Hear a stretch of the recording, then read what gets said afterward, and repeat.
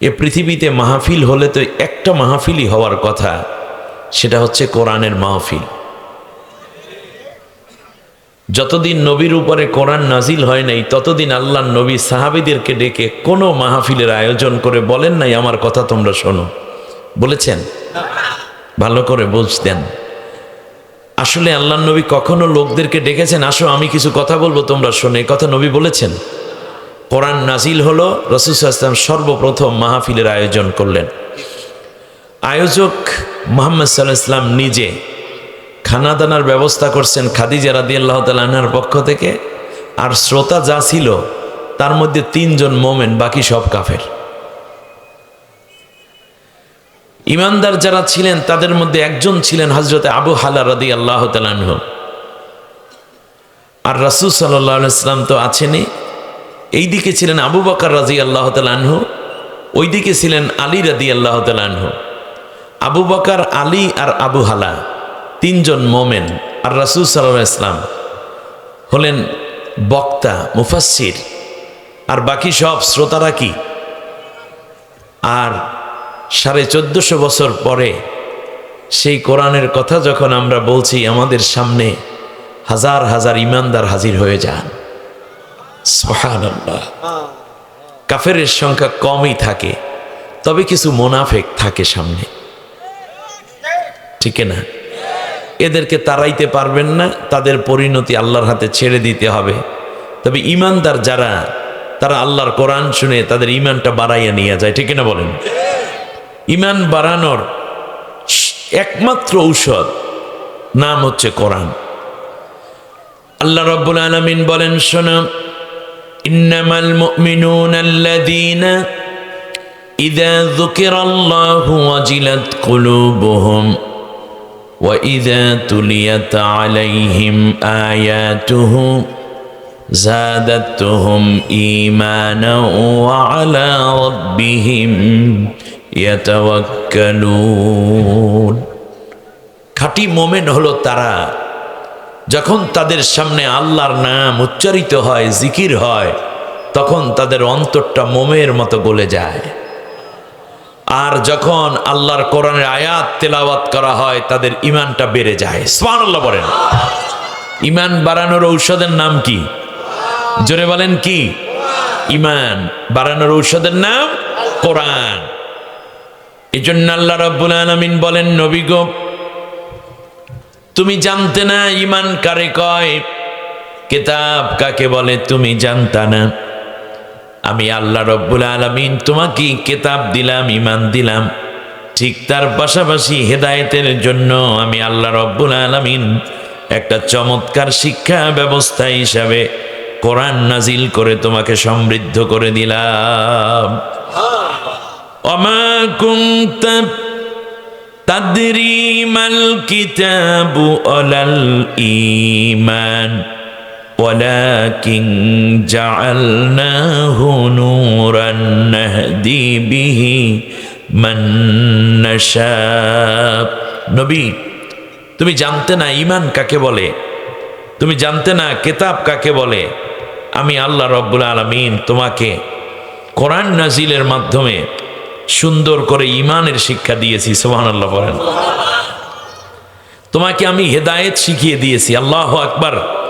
আসুন, হেদায়েত, ঈমান সব কিছু পাবো এই কোরআনের মধ্যে। আল্লাহ যেন আমাদেরকে কোরআন থেকে হেদায়েত নেয়ার তৌফিক দান করেন, আমিন। আল্লাহ রাব্বুল আলামিন এজন্যই আমাদের নবীর বিষয়ে চমৎকার করে আরো উদাহরণ দিয়ে বলছেন, নবী গো, যদি এই কোরআন অনুযায়ী চলো তাহলে হেদায়েত পেয়ে যাবা। হাযা হুদা ওয়া রাহমাতাও ওয়া বুশরা লিল মুসলিমিন। কোরআন তোমার জন্য হেদায়েত, তোমার জন্য রহমত আর জান্নাতের সুসংবাদ। আমরা 3টা জিনিস চাই। 1 নম্বরে চাই আমরা হেদায়েত চাই। বলেন কি চাই? সবাই হেদায়েত চান? বাস হেদায়েত চাই। দ্বিতীয়বারে চাই আল্লাহ যেন রহমত দিয়ে রাখে, গজব যেন না দেন। রহমত আছে মানে শান্তিতে আছে। দ্বিতীয় চাই কি? রহমত। হেদায়েত চাই, রহমত চাই, আর পরকালে জান্নাত চাই, ঠিক না বলেন? তাহলে এখন আল্লাহ রব্বুল আলামিন বলছেন, শোনো তোমরা আমার কোরআনটারে মাইনা নাও, তাহলে আমি তোমাদেরকে কি কি দেব শোনো, হেদায়েত দেব, রহমত দেব, পরকালে জান্নাত দেব। আর লাগে? বলেন আর কিছু লাগে? লাগে না। বাস এই তিনটা নেয়ার জন্য এরপর আল্লাহ তাআলা বলছেন, শোনো ফামান তাবিআ হুদায়া ফালা খাউফুন আলাইহিম ওয়ালা হুম ইয়াহজানুন। যারা আমার এই কোরআন থেকে হেদায়েত নিবে তাদের জন্য কোনো ভয় নাই, পরকালে তাদের জন্য কোনো দুশ্চিন্তা নাই। সুবহানাল্লাহ। কোরআন মানছে, কোরআনের আলোচনা। রাসূল সাল্লাল্লাহু আলাইহি ওয়াসাল্লাম প্রথম যেই ভাষণ দিলেন কোরআন পাওয়ার পরে পেট ভরে খাওয়াইছে। কারণ গ্রামে একটা কথা বলে, মুখে দিলে চোখে লাজ, একটা কথা আছে না? খাওয়াইছে। খাওয়ানোর পরে সাফা পাহাড়ের কিনারে দাঁড়িয়ে বললেন, আমার জাতির লোকেরা, যদি আমি বলি এই পাহাড়ের পেছন দিক থেকে একদল সশস্ত্র সৈন্য তোমাদেরকে আক্রমণ করে এখন মেরে ফেলবে, তোমরা কি বিশ্বাস করবে? বলে হ্যাঁ অবশ্যই বিশ্বাস করব। বলে কেন বিশ্বাস করবা? বলল যে মুহাম্মদ, শিশুবেলা থেকে তোমাকে দেখেছি, কোনো দিন তুমি মিথ্যা কথা বলো নাই, অতএব আজ 40 বছর বয়স তুমি মিথ্যা বলবা, এটা তো বিশ্বাসই করি না, অতএব তোমার কথা পুরোটাই সত্য। রাসূল সাল্লাল্লাহু আলাইহি ওয়াসাল্লাম কালেমার দাওয়াত দিলেন, সাথে সাথে তার কাছে গেল প্রথমে আপেল, বেদানা, আঙ্গুর ফল আর বোতল ভরা দুধ কিংবা ঘটি ভরা দধি অথবা মিষ্টি, খেজুর ইত্যাদি। এগুলো গেছে না পাথর গেছে? তাহলে কোরআনের আয়োজনের মধ্যে এইমাত্র খাইয়েও সারতে পারলো না, এরপরও কুলাইতে পারে নাই। সর্বপ্রথম যে পাথরটা মেরেছে সেটা আবার চাচায়, নাম কি? আবু লাহাব। মাশাআল্লাহ, আমি একটু মাঝে মাঝে জিজ্ঞেস করলাম এই জন্য যে ন্যূনতম ধারণা আপনাদের আছে কিনা। আবু লাহাব। আল্লাহ রব্বুল আলামিন বললেন যে আমার নবীর গায়ে পাথর মারলি, এবং তার আগে একটা গালি দিয়েছে, তাব্বাল্লাকা ইয়া মুহাম্মদ, মুহাম্মদ তুমি ধ্বংস হয়ে যাও। আল্লাহ রব্বুল আলামিন জবাব দিয়ে বললেন, তাব্বাত ইয়াদা আবি লাহাব। নবীকে বলে তাব্বাল্লাকা মুহাম্মদ, তাব্বা মানে ধ্বংস হোক, তাব্বাল্লাকা ইয়া মুহাম্মদ, মুহাম্মদ তুমি ধ্বংস হও। আর আল্লাহ তাআলা বললেন তাব্বাত ইয়াদা, আবু লাহাব যেইটা দিয়া ধ্বংস কামনা করেছে, আল্লাহ তাআলা সেইটা দিয়ে জবাব দিয়েছেন। ঠিক না বলেন?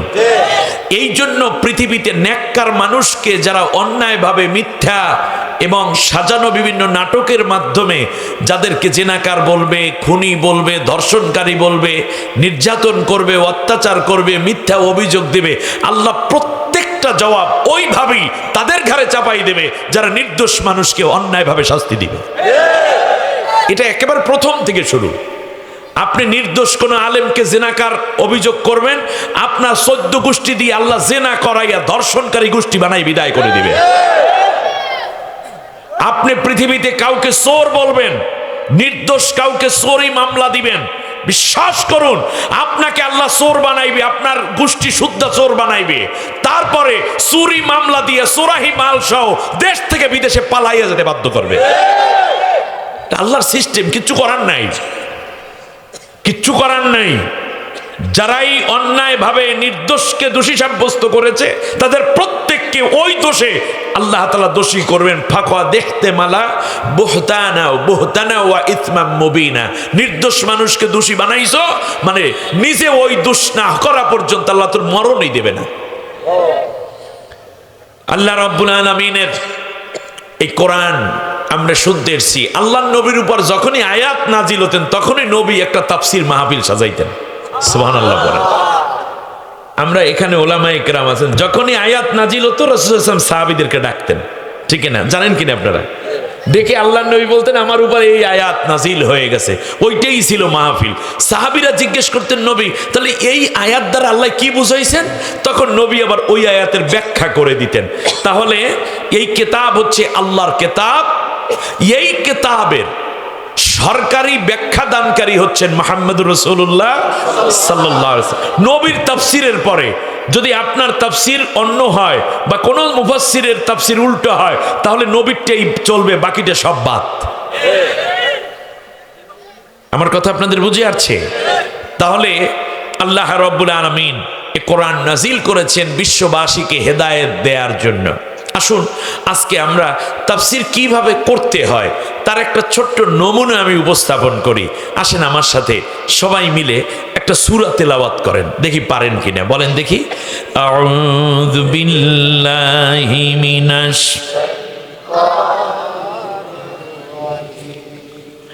বিসমিল্লাহির রহমানির রহিম। বিতাড়িত অভিশপ্ত শয়তানের ওয়াসওয়াসা থেকে আল্লাহর আশ্রয় চাই। কার? জোরে বলেন। আমাদের আশ্রয়দাতা কে? প্রশ্রয়দাতা কে? Bharat, Pakistan, America, China, London, বড় বড় বিল্ডিং না, আমাদের আশ্রয়দাতা কে? আমরা কার উপরে ভরসা করি? অতএব আমাদের আশ্রয়দাতা আল্লাহ ছাড়া আর কেউ নাই। পরম করুণাময় অসীম দয়ালু আল্লাহর নামে শুরু করছি। অদ্দুহা ওয়াল্লাইলি ইযা সাজা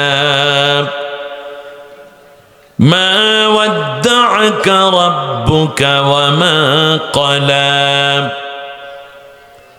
وَلَلْآخِرَةُ خَيْرٌ لَكَ مِنَ الْأُولَى وَلَسَوْفَ يُعْطِيكَ رَبُّكَ فَتَرْضَى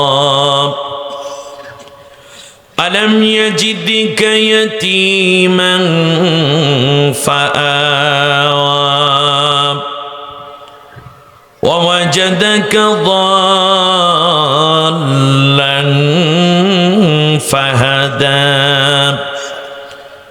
ووجدك عائلا فأغنى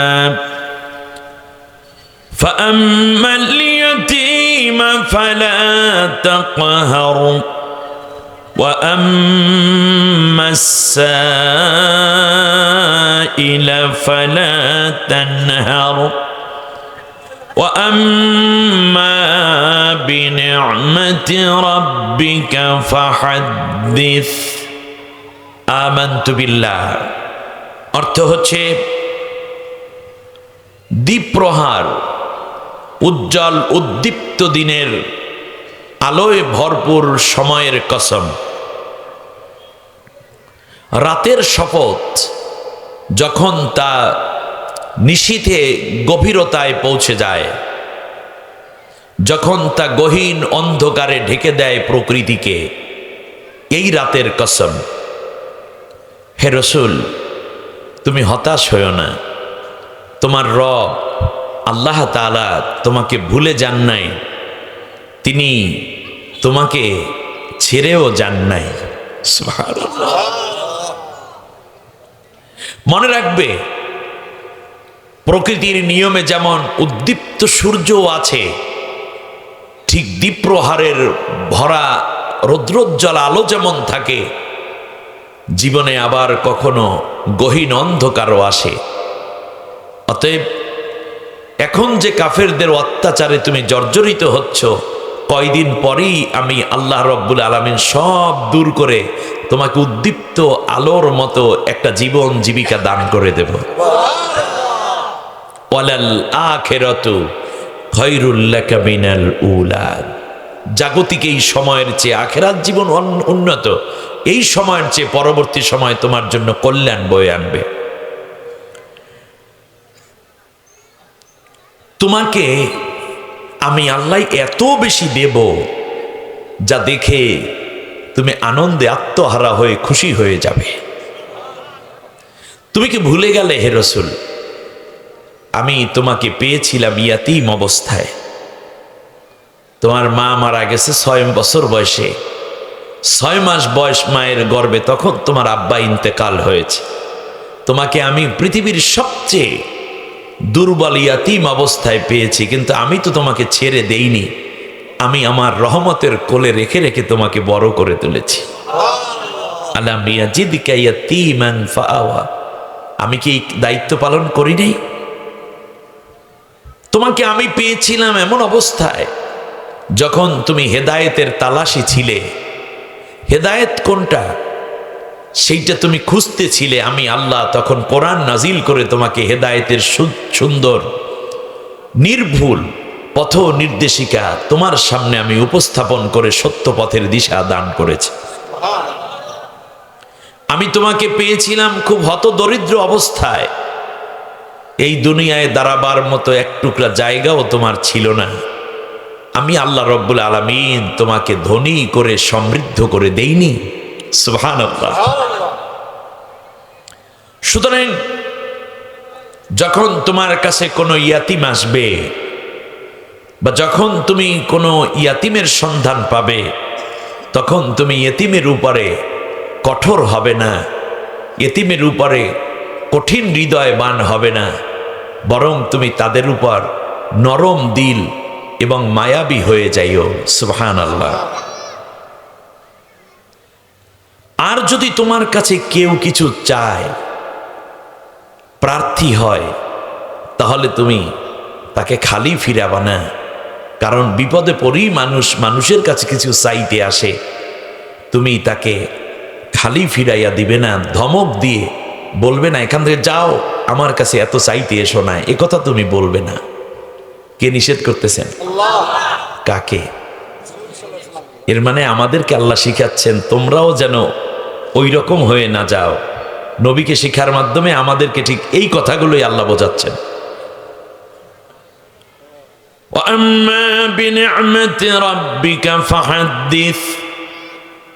নবী গো, আমি আল্লাহ তোমাকে যেই নেয়ামত গুলা দান করে দিলাম, তোমার উপর আমি যেই নেয়ামত রাজি দিয়ে তোমাকে সমৃদ্ধ করেছি, বিশ্ববাসীর সামনে তুমি এই নেয়ামতের কথাগুলা জানাইয়া দিও। তুমি জানাইয়া দিও, মানুষকে বলে দিও যে আমি একদিন এতিম ছিলাম, আমার আল্লাহ আমাকে দয়া করেছেন। মক্কার মানুষগুলো আমাকে হত্যা করার জন্য ঘাড় ধরে বের করে দিতে চেয়েছে, আল্লাহ তাআলা আমাকে মদিনার রাষ্ট্রপতি বানাই দিয়েছে। তুমি বলে দিও মানুষের কাছে, আমার ঘরে কোনোদিন এমন দিন গেছে খাবার ছিল না, আমার আল্লাহ আমাকে আজ গোটা বিশ্বের প্রেসিডেন্ট বানাইয়ে দিয়েছেন, আমার ঘরে আর খাদ্যের কোনো অভাব নাই। তুমি জানাইয়া দিও মানুষকে, আল্লাহ আমাকে স্ত্রী দিয়েছেন, আল্লাহ আমাকে সন্তান দিয়েছেন, সম্মানিত করেছেন। কিয়ামতের দিন আল্লাহ আমাকে মাকামে মাহমুদে দাঁড় করাইয়া দিয়া সমস্ত নবীদের চেয়ে শ্রেষ্ঠ নবী হিসাবে আল্লাহ স্বীকৃতি দিয়ে প্রথম আমাকে জান্নাতে পৌঁছাইয়ে দিবেন। এই কথাগুলো মানুষের কানে কানে পৌঁছাইয়ে দিও। সুবহানাল্লাহ। তাহলে আল্লাহ যেই নিয়ামত দিয়েছেন সেই নিয়ামত অন্যের কাছে জানাইয়া দিতে হয়। জানাইয়া দেওয়ার মধ্যে উপকার হলো তুমি কৃতজ্ঞ হতে পেরেছো, এতে করে অন্যরাও বলবে হ্যাঁ আসলেই তো আল্লাহ তাআলার কথা মানুষকে বলে দেয়া উচিত। ও আম্মা বিনিআমাতি রাব্বিকা ফাহাদ্দিস। সূরার নাম আপনারা ইতিমধ্যেই জেনেছেন, সূরার নাম সূরা আদ-দোহা। সূরার নাম কি? আদ-দোহা।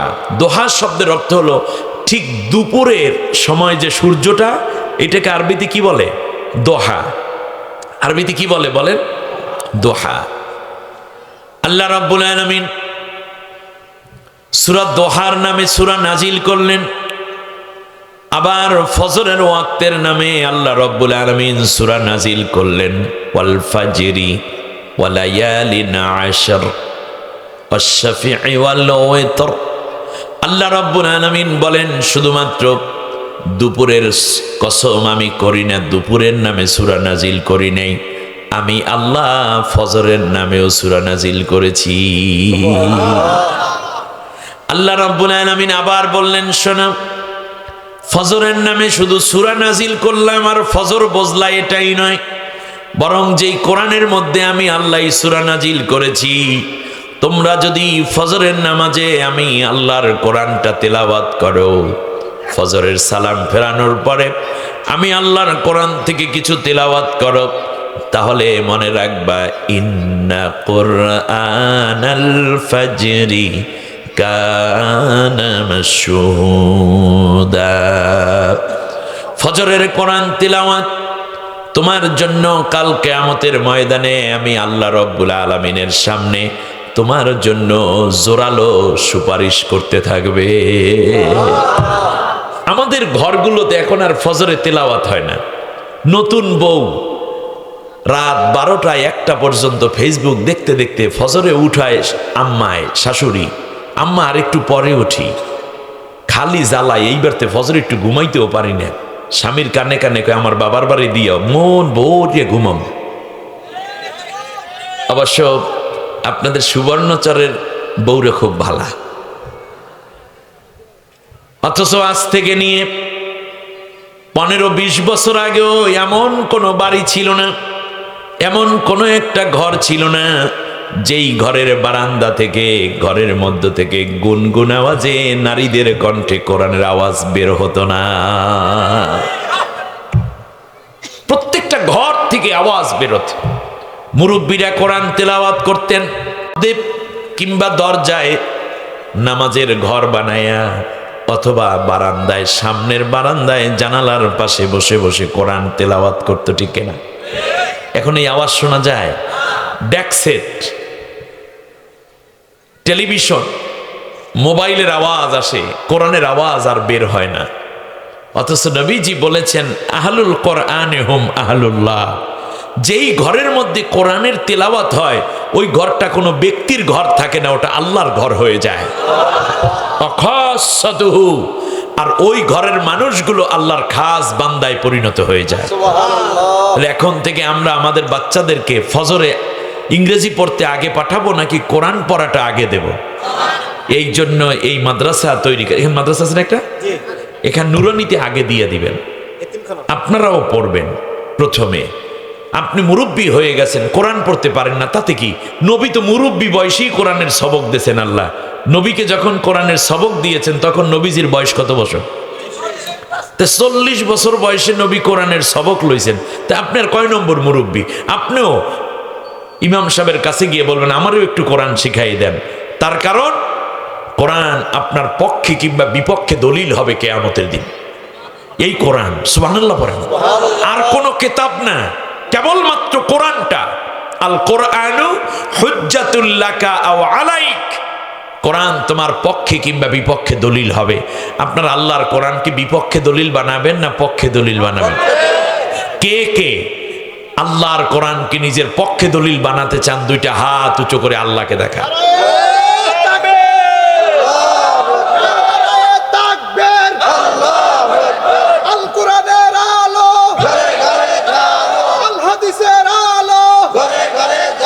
আল্লাহ কবুল করুন।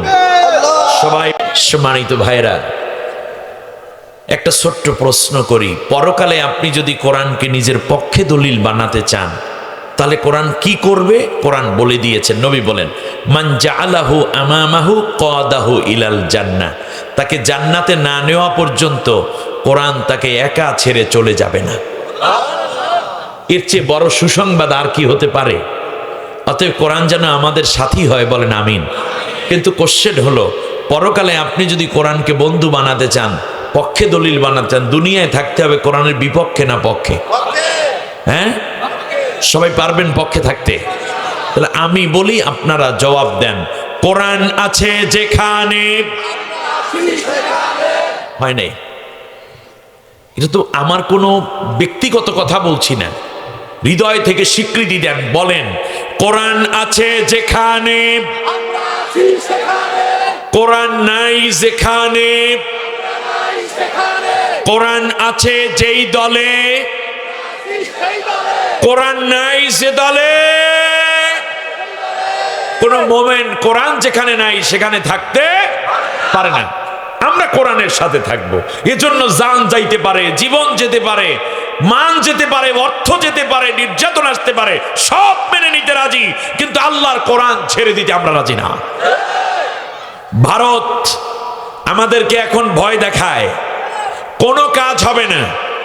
ও ভয়কে জয় করেই আমরা এ পর্যন্ত এখানে টিকে আছি, ঠিক কিনা বলেন? ফাঁসি দিয়েছ, রিমান্ড দিয়েছ, আয়না ঘরে ঢুকিয়েছ, দেশ থেকে গুম করে শেষ করে দিয়েছো। আমার দেশের সন্তানদেরকে ব্রাশ ফায়ার করে ভারতের সৈন্যরা বাংলাদেশে এসে হত্যা করে গেছে। আমার দেশের যুবকরা পালিয়ে যায় নাই, এখন আর ভয় নেই। আসলে বাংলাদেশের ভিতর ভারত যদি হাত দেয়, সেই হাতের অস্তিত্ব বিলীন হয়ে যাবে। বাংলাদেশ ওলি আউলিয়ার দেশ, পীর মাশায়েখের বাংলাদেশ, তাবলীগ ওয়ালার বাংলাদেশ। এই বাংলাদেশে আল্লাহর কোরআনের শত শত মর্দে মুজাহিদের লাশ বহন করে। বাংলাদেশ নিয়ে কেউ খেলতে আসলে তার পা ভেঙে যাবে, খেলা শেষ হবে না। নবীজি এজন্য বলেছেন, ইসাবাতানি মিন উম্মতি আহরাজাহুমাল্লাহু মিনান নার, ইসাবাতুন তাকজুল হিন্দা ওয়া ইসাবাতুন তাকুনা মা ঈসা ইবনে মারইয়াম আলাইহিমাস সালাম। কান খাড়া করে শুনুন সুবর্ণের মুসলমানেরা, শুনুন। আল্লাহর নবী বলেছেন, দুই দল উম্মতকে আল্লাহ তাআলা জাহান্নামের আগুন থেকে স্বাধীন করে দিয়েছেন। কোনদিন জাহান্নামের আগুন তাদেরকে স্পর্শ করবে না। এক নম্বর হলো, যারা এই ভারতীয় উপমহাদেশে হিন্দুস্তানে একটা বড় যুদ্ধ হবে, এই যুদ্ধে যেই মুসলমান অংশ নিবে সেই মুসলমানের জন্য আল্লাহ জাহান্নামের আগুন হারাম করে দিয়েছেন। নবী কি কোনোদিন হিন্দুস্তান আসছেন? তাই হিন্দুস্তানের কথা নবী বলে গেলেন কেন? এর মানে এটা আল্লাহ বলে দিয়েছেন এরকম ঘটনা ঘটবে। নবী কোনোদিন হিন্দুস্তান না এসে বলছেন হিন্দুস্তানে যুদ্ধ হবে, ওই যুদ্ধে যারা অংশ নিবে মোমেন ইমানদার, তাদের জন্য আল্লাহ জাহান্নামের আগুন হারাম করে দিয়েছেন। আজ নয়তো কাল এই গাজওয়ায়ে হিন্দ হবেই হবে, আপনি ঠেকাইতে পারবেন না, এটা নবীর কথা। অপরদিকে নবী বলেছেন, ঈসা আলাইহিস সালামের সাথে দাজ্জালের বিরুদ্ধে যারা যুদ্ধ করবে, ওই ঈসার সাথীদেরকেও আল্লাহ জাহান্নামের আগুন থেকে নিষ্কৃতি দিয়েছেন। আল্লাহর নবী সুসংবাদ দ্বারা আমাদেরকে কি ভয় দেখাইলেন, নাকি জান্নাতের সুসংবাদ দিয়ে ধন্য করেছেন? রাইট। হযরতে আবু হুরায়রা রাদিয়াল্লাহু তাআলা এই হাদিস শুনে দাঁড়িয়ে গেলেন, বললেন, ইয়া রাসূলুল্লাহ, আমাকে দোয়া করুন, আল্লাহ যেন এই যুদ্ধে অংশগ্রহণ পর্যন্ত আমার হায়াতকে বৃদ্ধি করে দেন। আমি যদি ওই পর্যন্ত বেঁচে থাকি, আমার জান মাল সম্পদ, আমার স্ত্রী, আমার সন্তান সবাইকে নিয়ে এই গাজওয়ায়ে হিন্দে আমি অংশগ্রহণ করব, এবং যদি শহীদ হয়ে যায় তাহলে সরাসরি জান্নাত, আর যদি বেঁচে থাকি বাকি জীবন জান্নাতি মানুষ হিসাবে দুনিয়ায় ভ্রমণ করব, চলবো ফিরবো, মরার সাথে সাথে জান্নাতি। সুবহানাল্লাহ। সেই সুযোগ আসতেছে। আমি মনে করি অলরেডি এই যুদ্ধের ঢামাঢোল শুরু হয়ে গেছে, এবং সেই গাজওয়ায়ে হিন্দের প্রথম শহীদ হলেন আমাদের প্রিয় ভাই, আন্তর্জাতিক ইসলাম বিশ্ববিদ্যালয় চট্টগ্রামের আইন বিভাগের ছাত্র ছিলেন, 19তম ব্যাচের অ্যাডভোকেট সাইফুল ইসলাম আলিফ, যাকে ইস্কন নামক সন্ত্রাসী হিন্দু একটি গোষ্ঠী দিনের বেলায় জবেহ দিয়ে যাকে হত্যা করেছে। চট্টগ্রামের মানুষ উলামায়ে কেরাম তার গোসল দেয় নাই, এই রক্তাক্ত অবস্থায় বিনে গোসলে তার খণ্ডিত লাশ কাফনে জড়াইয়া দাফন করে দিয়েছে। এর মানে শহীদ যারা হয় তাদের কাফন দেয়া হয়, কিন্তু গোসল করানো হয় না। আমার বিশ্বাস গাজওয়ায়ে হিন্দের প্রথম শহীদ আমাদের সাইফুল ইসলাম আলিফ বাবা। ইসলামের সন্ত্রাসীরা হুঁশিয়ার সাবধান। আমার দেশের সাধারণ হিন্দুরা কোনোদিন আমাদের সাথে যুদ্ধ করতে আসবে না, ভারতেও হবে না, কিন্তু এই হিন্দুদের মধ্য থেকে কতিপয় লোক আরএসএস এবং এই ইস্কন এদেরকে যুদ্ধের প্রশিক্ষণ দিয়েছে, সাময়িক প্রশিক্ষণ দেয়া হয়েছে, সামরিক প্রশিক্ষণ, অর্থ দিয়ে মদত দিয়ে প্রশিক্ষণ দিয়ে মুসলমানদের বিরুদ্ধে লেলিয়ে দিয়ে যেখানে মুসলমান পাও সেখানে হত্যা করো। ঠিক তার বিপরীতে ওই যুদ্ধ যদি আসে তাহলে নবী বলেছেন আমার উম্মত 3 দলে বিভক্ত হবে। একদল জান্নাতি হবে, দুই দল জাহান্নামে যাবে। যারা জান্নাতে যাবে সেই দলটি যারা সরাসরি অংশ নিবে, আর একদল মুনাফিকি করবে, বিভিন্ন খানকায় বসে থাকবে, আবার কেউ মসজিদের মধ্যে বসে থাকবে, কেউ বাংলোতে বসে থাকবে, কেউ মাদ্রাসায় বসে থাকবে। আমাদের মতো কিছু এরকম দুর্বল ইমানদার ও নাজারি তখন তৈরি হয়, যারা বলবে ঠিক আছে আরামসে আসি, ভালো আছি, তারা অপেক্ষায় করবে দেখিনি কি হয়, দেখি কি হয়। এই দেখি দেখি করতে করতে আর 14 গোষ্ঠী শেষ। এরা সব মুনাফিক। আর একদল হবে যারা সরাসরি হিন্দুদেরকে তথা ওই সন্ত্রাসীদেরকে সাহায্য করবে এবং মুসলমানদেরকে হত্যা করে বলবে আপনাদের আসার দরকার নেই, আমরা এই মুসলমান সাফ করে দিচ্ছি। এরাও জাহান্নামী। বিশ্বনবী সাল্লাল্লাহু আলাইহি ওয়াসাল্লাম হাদিস বর্ণনা করা বন্ধ করে দিলেন কিছু সময়। ফাবাকান নবী সাল্লাল্লাহু আলাইহি ওয়াসাল্লাম, এরপর আল্লাহর নবী কিছু সময় কান্না করলেন। ফারাফা ওয়াজহাহুন নবী সাল্লাল্লাহু আলাইহি ওয়াসাল্লাম, এরপর নবী সাল্লাল্লাহু আলাইহি ওয়াসাল্লাম তার চেহারা মোবারক উঁচু করলেন। এরপর নবী হাসলেন। সাহাবীরা বলল ইয়া রাসূলুল্লাহ, মাঝখানে হাদিস বলা বন্ধ করলেন, তারপরে আবার কাঁদলেন, চেহারা মোবারক উঁচু করে হাসলেন। আপনি তো কোনোদিন হাদিস বর্ণনার মাঝখানে এতগুলো কাজ করেন না। আল্লাহর নবী বললেন সাহাবীরা রে, এই যুদ্ধটা একটু দীর্ঘমেয়াদী হবে, এই জন্য আমি মাঝখানে হাদিস বর্ণনা করা শেষ একটু সময় নিলাম। এই সময় নেওয়া মানে যুদ্ধটাই 1-2 বছরে শেষ হবে না, একটু দীর্ঘমেয়াদী হবে। আপনারা বুঝতে পেরেছেন কথাগুলো? সাহাবীরা বলল ইয়া রাসূলুল্লাহ, কাঁদলেন কেন? আল্লাহর নবী বললেন আমার সাহাবীরা শোনো, আমি নবী, তোমরা সাধারণ মানুষ। আল্লাহ আমাকে যা দেখান তোমাদেরকে তা দেখান না। আল্লাহ আমাকে দেখিয়েছেন এই যুদ্ধে ভয়াবহ রক্তক্ষয়ী সংঘর্ষ হবে।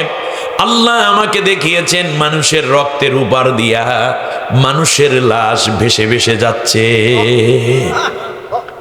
নবীজি শেষবারে হাসলেন কেন? আল্লাহর নবী বললেন যুদ্ধ যতই দীর্ঘমেয়াদী হোক আর যতই রক্তক্ষয়ী সংঘর্ষ হোক না কেন, আল্লাহ রাব্বুল আলামিন আমাকে দেখিয়ে দিয়েছেন চূড়ান্ত বিজয়ে আল্লাহ তাআলা আমার উম্মতকে বিজয় দান করেছে। এই দৃশ্য দেখে আমি হেসেছি। সুবহানাল্লাহ। আল্লাহ রাব্বুল আলামিন বললেন শোনো, অদ্দুহা, শুধু তাই নয়, ফজরের তিলাওয়াতের পরে ফজরের নামে আল্লাহ নাজিল করলেন, আবার রাতের নামেও আল্লাহ তাআলা সূরা নাজিল করেছেন, কি করেন নাই? আসরের টাইমের নামে আল্লাহ সূরা নাজিল করেছেন, কি করেন নাই? রাতের নামে সূরা লাইল, আসর ওয়াক্তের নামে আল্লাহ রব্বুল আলামিন সূরা নাজিল করে বুঝাইয়া দিলেন আসর একটা গুরুত্বপূর্ণ ওয়াক্ত। জুমার নামাজের দিনে জুমার নামাজে কেন্দ্র করে আল্লাহ সূরা নাজিল করলেন সূরাতুল জুমা। এমনি করে করে প্রত্যেকটা জায়গায় আল্লাহ কথা বলেছেন। এই জায়গায় মধ্যম প্রহর, একেবারে চকচকে দিন, ঝলমলে রোদ উজ্জ্বল দিবস। আল্লাহ তাআলা বলেন অদ্দুহা, নবী গো, মধ্য দিনের আলো, এটার কসম আমি আল্লাহ তাআলা করছি। ওয়াল্লাইলি ইযা সাজা, রাতের কসম করি যখন সেটা অন্ধকারে পুরো ছেয়ে যায়। তার কারণ হচ্ছে এই যে জীবন চলার পথে কখনো তোমার আসবে সুখের কোমল বিছানা, ফুল শয্যা, কখনো তোমাকে আনন্দে উদ্বেলিত করবে, আনন্দে তোমাকে উৎসাহিত করবে, আনন্দে তোমাকে সমৃদ্ধ করে দিবে, আনন্দে তোমাকে পুলকিত করবে। কিন্তু মনে রাখবে এই পৃথিবীর কোনো মানুষের জীবনটাই শুধু আনন্দে যায় না, কখনো কখনো তারপরে গহীন অন্ধকার নেমে আসে। ঠিক না? আপনি একটু চিন্তা করেন তো দেখি, একটানা 15টা বছর ক্ষমতায়, হ্যাঁ, কি সুন্দর সাজানো বিছানা। আমি উদাহরণটা দিচ্ছি বোঝার জন্য। কত হাজার মানুষ সিরিয়াল দেয় আপার সাথে দেখা করার জন্য। আপনাদের এলাকার এমপির সাথে দেখা করার জন্য কত মানুষ আবেগ নিয়ে বসে থাকতো, সময় নাই, টাইম নাই, বেল নাই, পরে আসেন, এত কথা কনকে। ওরে বাবা, এখন কই কই যে গেছে তাও তো জানেন না। ওনার বউ জানে কিনা একটু খবর নিয়ে। এটাই হচ্ছে জীবন। বেড অফ রোজ এটা সারা জীবনের জন্য আসে না, ফুলসজ্জা সারা জীবন থাকে না। নবাব সিরাজদৌলার মতো মানুষের জীবনও তো কষ্ট আছে, তাকে তো হত্যাই করা হয়েছে। শুধু তাই না, আমার আপনার জীবনেও সব সময় সমৃদ্ধি এবং উন্নতি থাকে না, মাঝে মাঝে কষ্ট আসে। আসে কি আসে না? আসে। আবার কষ্টটাও সব সময় থাকে না। আলহামদুলিল্লাহ পড়েন, কষ্ট সব সময়। এজন্য আল্লাহ রাব্বুল আলামিন সূরা দোহার পরের যে সূরা ইনশিরাহ, সে জায়গায় বলেছেন ইন্না মাআল উসরি ইউসরা ফা ইন্না মাআল উসরি ইউসরা। নবী গো, মনে রাখবা কষ্টের সাথে সুখ জড়িত। ইন্না মাআল, মা আর পরে আলিফ লামটা দিয়া আল্লাহ তাআলা এটাকে মারেফা করে ফেলেছেন। অর্থাৎ একটা কষ্টের সাথে, মানে নিঃসন্দেহে ইন্না মাআল উসরি ইউসরা। খেয়াল করেন, তাহলে কষ্ট হচ্ছে একটা, আলিফ লাম দ্বারা আল্লাহ কষ্ট বানাইছেন কয়টা? উচিত ছিল ইন্না মাআল উসরিল ইউসরা, কিন্তু ইউসরার আগে কি আলিফ লাম আছে? নাই। এর মানে আল্লাহ বুঝাইয়া দিয়েছেন কষ্ট যদি হয় একটা, তাহলে আসান হবে অনেকগুলো, অপরিমিত, অসীম। সুতরাং নবী তোমার চিন্তা নাই, একটা আঘাত খেয়েছো কোনো অসুবিধা নাই, অনেকগুলো শান্তি আমি আল্লাহ তোমাকে দান করে দেব। ইন্না মাআল উসরি, তাই উসরির আগে কি আছে? আলিফ লাম আছে একটা। আর ইউসরার মানে কয়টা? অসীম। সুবহানাল্লাহ। আপনার জীবনে দুই একটা কষ্ট এসেছে, আপনি দেখবেন অনেকগুলো ভালো আল্লাহ আপনাকে দিয়ে। মানুষ শুকরিয়া আদায় করতে চায় না। আপনি তাকান তো অন্ধ মানুষটার দিকে, আর আপনার দুইটা চোখ আছে। একটা বোবা মানুষের দিকে তাকান, আপনাকে আল্লাহ রাব্বুল আলামিন দুইটা, আপনাকে কথা বলার যোগ্যতা দিয়েছেন। আপনার মতোই কিছু মানুষ এই সুবর্ণ চরে দেখবেন, আপনার মতোই এইরকমই বংশে জন্মানো, এরকমই মায়ের সন্তান, পিতার সন্তান, কিন্তু সে পাগল হয়ে রাস্তায় ঘুরছে। আছে না নাই? শরীরের যত্ন নাই, জামা কাপড়ের যত্ন নাই, কি বলে নিজেও বোঝে না। কোথায় পার্থক্য? এখানে। আপনার মতোই সে মানুষ। আপনি একবার ভাবছেন আল্লাহ আপনাকে জ্ঞান দিলেন, বুদ্ধি দিলেন, বিবেচনা দিলেন, আর তার বিবেচনাটা আল্লাহ একটা তার খুলে রাখছে, শুধু গোটা জীবন বরবাদ। আপনাকে আল্লাহ সুন্দরী স্ত্রী দিয়েছেন, সন্তান দিয়েছেন, অনুগত করে দিয়েছেন। আর কত স্ত্রী আছে স্বামীর মাথার মধ্যে প্লেট ভাঙ্গে প্রত্যেকদিন 3টা করে। আপনি কি কম পেয়েছেন আল্লাহর কাছে? সুতরাং আল্লাহ রাব্বুল আলামিনের এই শুকরিয়াগুলো আদায় করবেন। আল্লাহ বলছেন লাইন শাকারতুম লাআযীদান্নাকুম, শুকরিয়া আদায় করবা তো আমি আল্লাহ তোমাদের জন্য নেয়ামত আরো আরো বেশি বেশি বাড়াই দেব। ওয়ালা ইন কাফারতুম ইন্না আযাবি লাশাদীদ, আর যদি তোমরা এটা কুফরি করো, অস্বীকার করো, তাহলে আমি আল্লাহ রাব্বুল আলামিন তোমাদেরকে কঠিন শাস্তির সম্মুখীন করে দেব। আপনার সাথে জন্মানো কত মানুষ পৃথিবী থেকে বিদায় হয়ে গেছে, আল্লাহ আপনাকে এখনো বাঁচাই রাখছে। আবার আপনার মতো বয়সী মানুষই কত মানুষ বিছনায় স্ট্রোক করে, বিছনায় পায়খানা পেশাব, আর আপনি এখনো প্রত্যেক দিন রাস্তায় দিয়ে হাঁটেন 10 কিলো, এরপর গিয়া বাজারে নাস্তা না করা পর্যন্ত আপনি বাড়ি ফিরে আসেন না। এরকম আছে না নাই? তাহলে বোঝা যায় এগুলো আল্লাহ শুকরিয়া আদায় করতে হবে। অদ্দুহা ওয়াল লাইলি ইযা সাজা, আলোর সময় ক্ষমতা আছে, সব ঠিক আছে, ক্ষমতা নাই, পাগল হয়ে গেছে, মুরব্বী এই কাম করেন না, এখানে থামতে হবে। ক্ষমতা চিরস্থায়ী না। বাংলাদেশ সম্বন্ধে ভারতের পাগল হওয়ার কিছু নাই। বহুত জিনিস নিছেন, অন্যায় করে বাংলাদেশের উপরে নির্যাতন করেছেন আপনারা। বাংলাদেশের যত গুম করা মানুষগুলো ভারত গিয়ে পাওয়া যায়।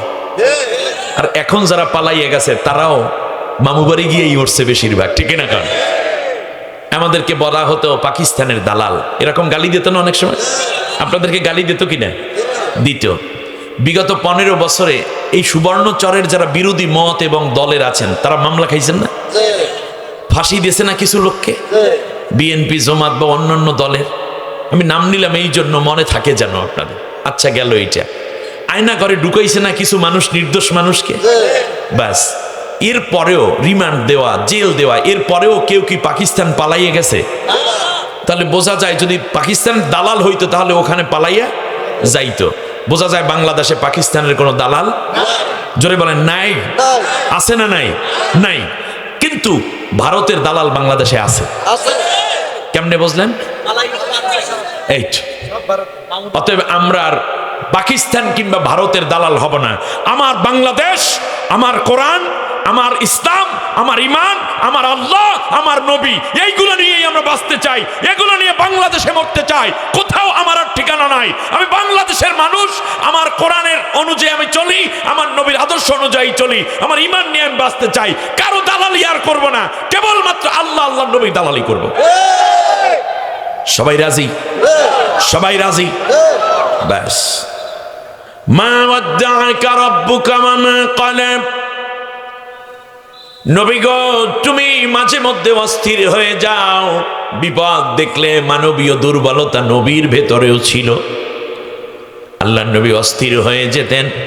আল্লাহ তাআলা ডাক দিয়া কয়, নবী আমি আল্লাহ তোমাকে ভুলে যাই নাই, আমি আল্লাহ তোমাকে ছেড়েও দেই নাই, আমার রহমতের কোলের মধ্যে আমি তোমাকে রেখেছি। মাতা নাসরুল্লাহ, কখন আসবে আল্লাহর সাহায্য?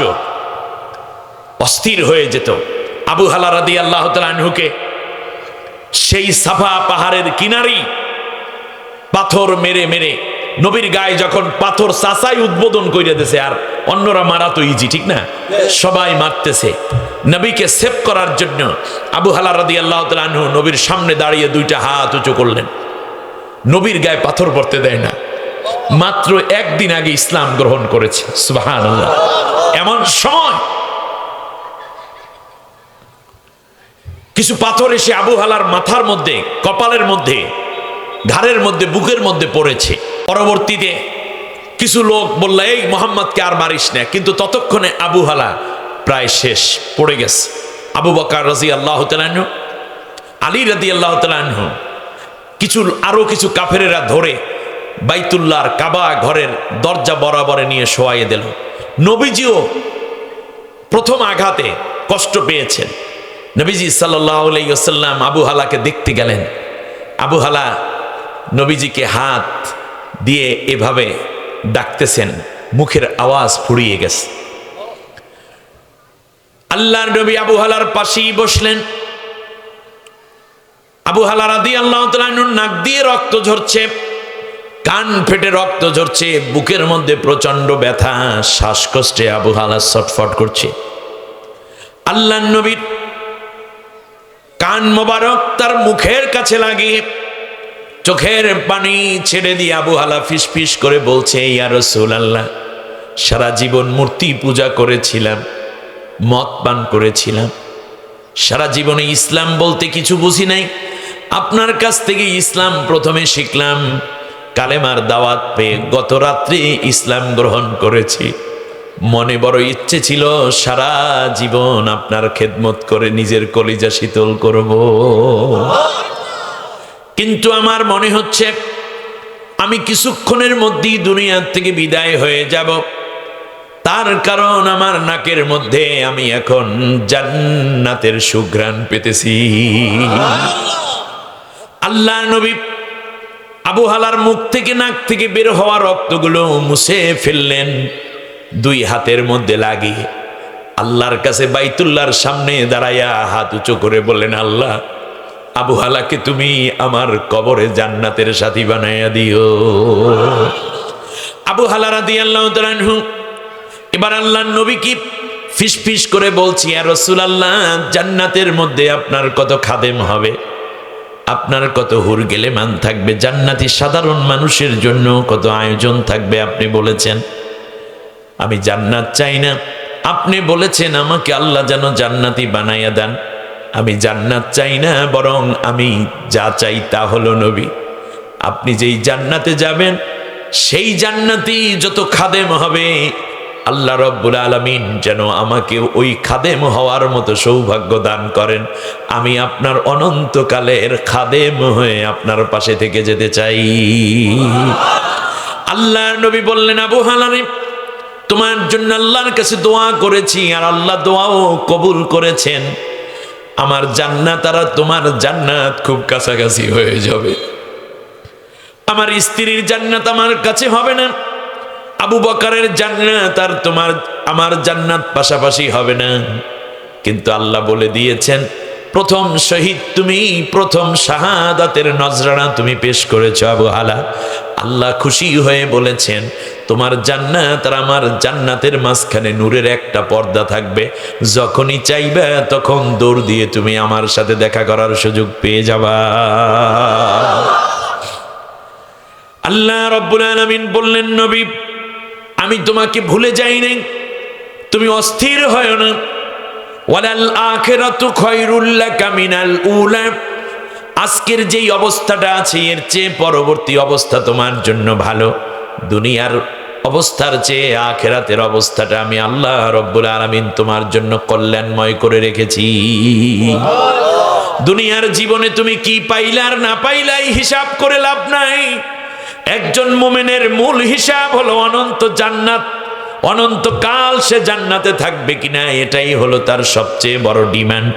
সুতরাং নবীগণ, কি পাইলে আর কি না পাইলে ওই হিসাব করতে তুমি যেও না। আমি আল্লাহ কনফার্মেশন দিয়ে দিলাম, পরকালটা আমি আল্লাহ তোমার জন্য অনেক সমৃদ্ধ এবং শ্রেষ্ঠ করে রেখেছি। জান্নাত যদি চাই, জান্নাত যদি পাই, দুনিয়ার জীবন তো দুনিয়াই পড়ে থাকবে, ঠিক না বলেন? আজ না হয় কাল তুমি যাইবা কবরে, যাবার সময় দেখবে যে গো তোমার সবই রইল পরে, যাবার সময় দেখবে যে গো, ঠিক না?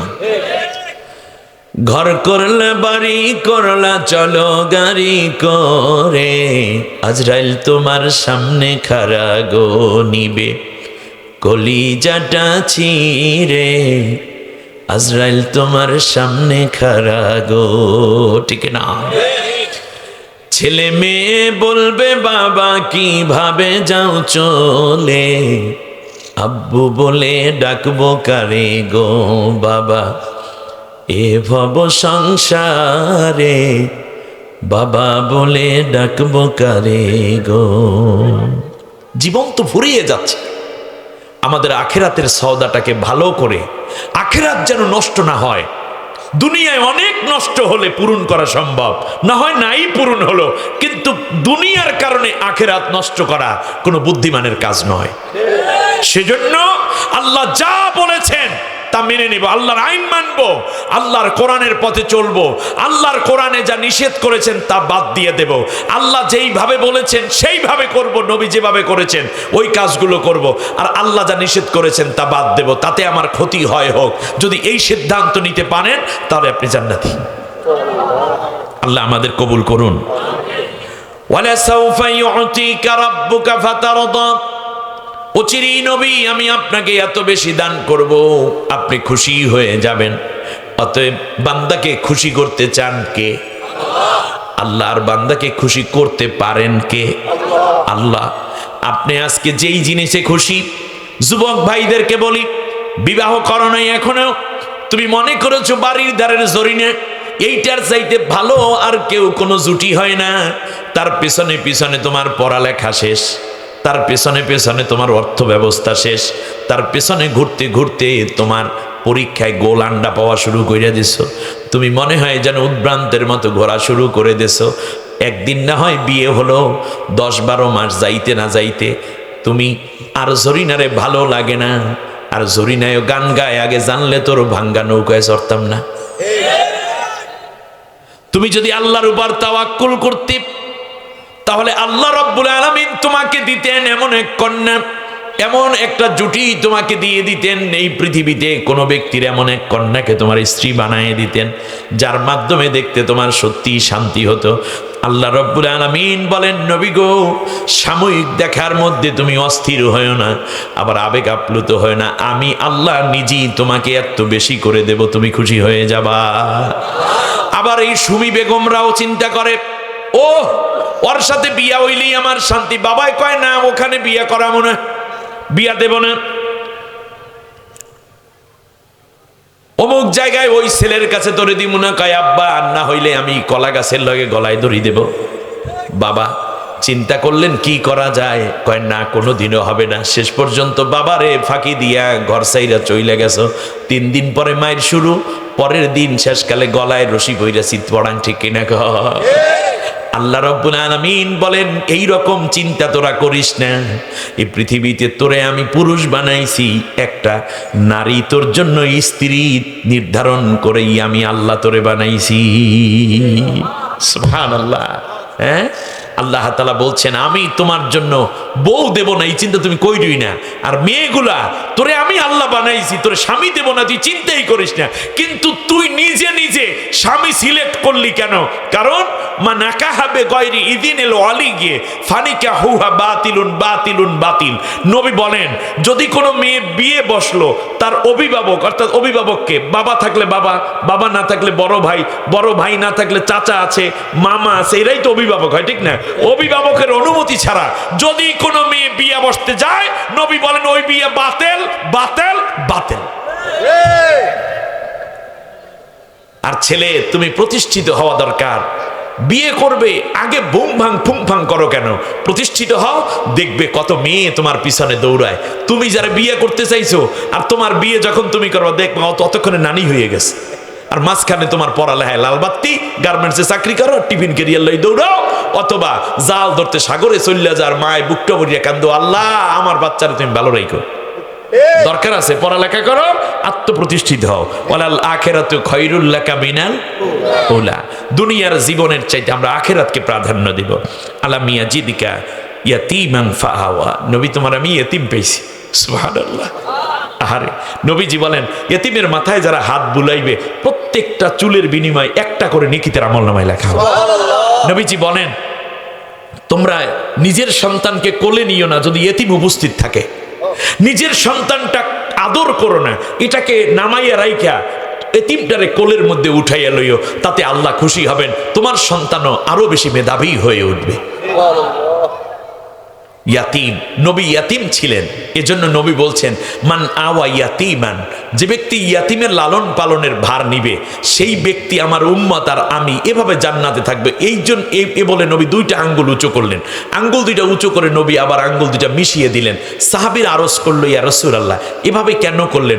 নবী বললেন, ও হবে সাধারণ উম্মত আর আমি হব নবী, কিন্তু দুইজন একই বেহেশতের মধ্যে থাকবো। নবীর সাথে বেহেশতে যেতে চান? এক বেহেশতে থাকতে চান? নবীর সাথে জান্নাতি হতে চান? তাহলে অবশ্যই আপনাকে ইয়াতিমকে লালন পালন করতে হবে।